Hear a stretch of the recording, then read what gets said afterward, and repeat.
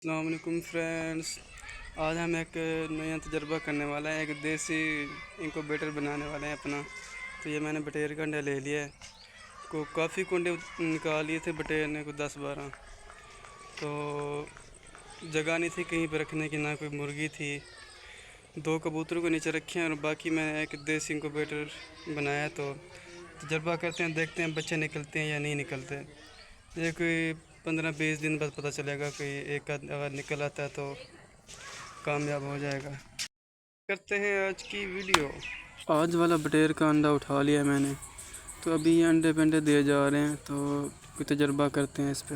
यहाँ पे मैंने कुछ पहले से भी अंडे रखे हुए हैं, मैं आपको दिखाता हूँ।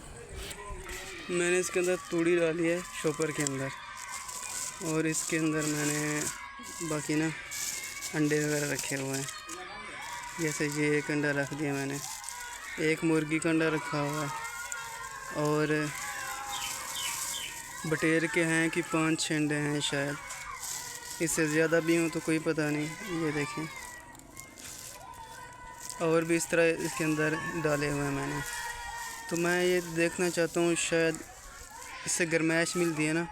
दोपहर को मैं इसको धूप पे रख देता हूँ और रात को मैं इसको ना गर्म जगह पे रख देता हूँ।